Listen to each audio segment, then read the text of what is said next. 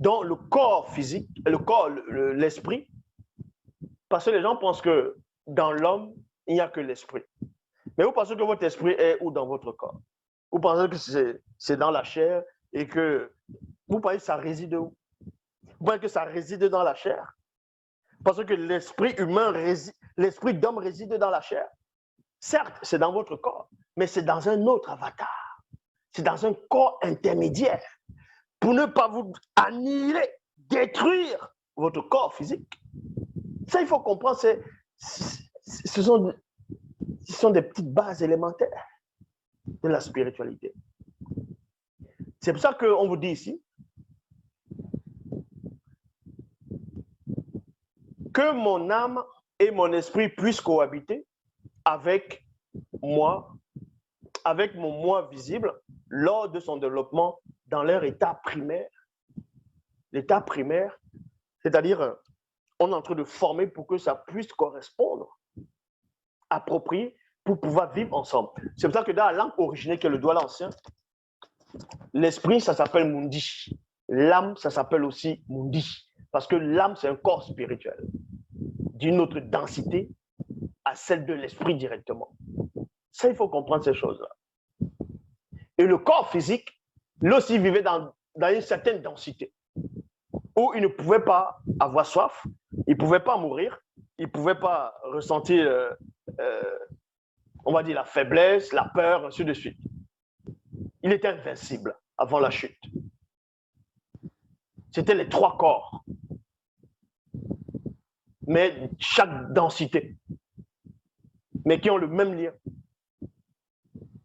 Ça, il faut comprendre ces choses-là. Donc, quand l'esprit de Moto est en train de descendre, dans le secret, le corps de Moto est en train d'être formé. Tandis qu'il est en train d'être formé, dans l'obscurité du non-visible, il y a l'essence de l'âme qui se forme aussi.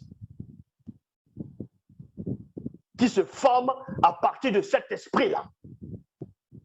C'est-à-dire que quand l'esprit entre dans le corps, directement, ça s'allume. Et c'est le corps intermédiaire qui est là.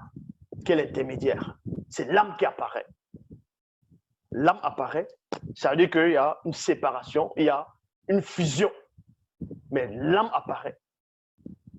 Dans Psaume, chapitre 139, Psaume 139, versets 15 à 16, mon corps n'était point caché devant l'entité en charge des naissances lorsque j'ai été fait dans le lieu secret, tissé dans les profondeurs de la matrice.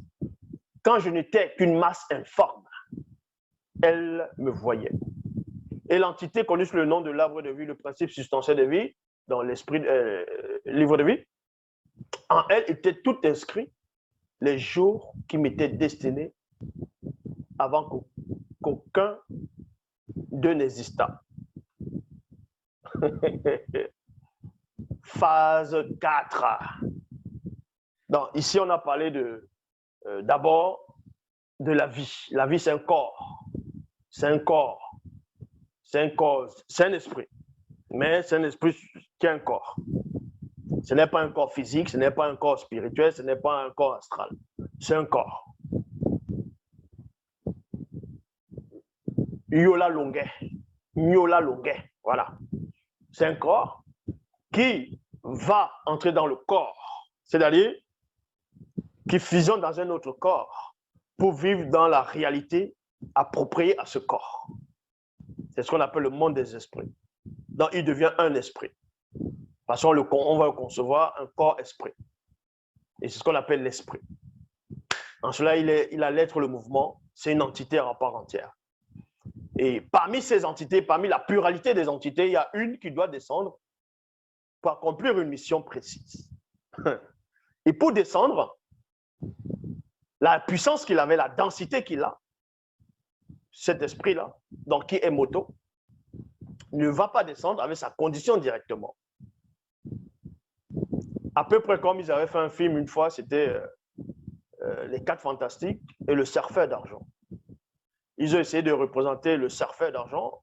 Avant, il s'appelait surfeur d'argent, c'était Norin Rand, un scientifique dans une autre planète, tout ça. Voilà, on ne va pas raconter son histoire. Bon, lui, il avait un corps cosmique. Il avait des pouvoirs cosmiques que son maître Galactus lui-même, c'était, avant d'être Galactus, lui-même, il existait déjà dans une autre réalité. Il n'avait pas ces pouvoirs-là. Lui-même, il a eu ses pouvoirs, il est devenu Galactus. Mais bon. Et ce surfeur d'argent, sa mission première avant, c'était, il va chercher des planètes pour son maître, pour que son maître puisse se nourrir. Donc, à un moment donné dans le film, quand il vient sur la Terre, il commence à absorber l'énergie parce qu'il représente la force cosmique. Donc, quand il vient au niveau où il y a les pêcheurs, peut-être en Chine ou peu importe, c'est la glace. Pourquoi la glace? Parce que l'univers est froid, glacial. Et lui, vu que c'est un corps cosmique, il peut supporter, selon la BD, selon le film, son corps, vu qu'il fait partie d'un être cosmique, son corps peut supporter cette densité glaciale. Donc, quand il vient avec, c'est comme si une partie de l'univers entrait dans l'atmosphère terrestre. Donc, quand il passe au niveau de l'eau, il y a la glace directement. Les gens sont, tu vois, l'eau commence à se geler. Et quand tu passes dans les villes, il va absorber l'électricité. Parce que l'univers... Donc, c'est pour vous dire que si eux, ils étaient capables, on sait qu'ils vont manifester les scénarios comme ça, les inventions comme ça, à partir même du peuple noir.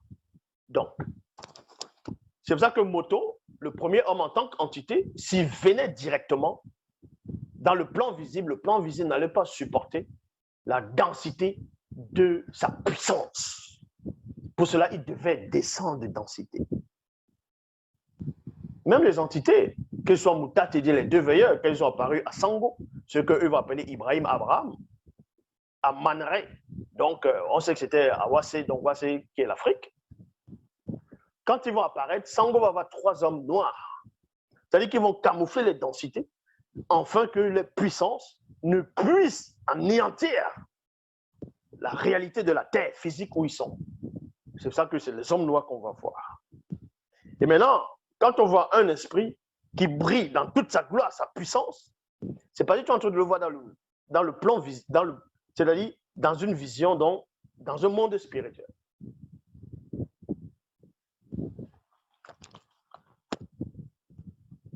Maintenant, quand ce corps va venir, esprit, il ne va pas une autre densité. C'est en cela où il devient esprit d'homme. Et cet esprit ne va toujours pas accomplir sa mission directement dans le plan visible. Comme ça. Il lui faut aussi un corps. De même que l'esprit, de même que la vie a eu besoin d'un corps qui est l'esprit, l'esprit, quand il vient, lui aussi, il a besoin d'un corps intermédiaire. Et son corps intermédiaire, pour accomplir sa mission, c'est le corps aussi, visible, physique. Mais sauf que l'esprit ne va pas vivre dans la chair. Il faut aussi un corps intermédiaire.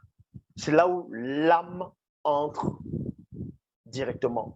Donc, il faut un corps qui est de la nature de l'esprit et un corps qui a le lien du visible. C'est ce qu'on appelle l'âme.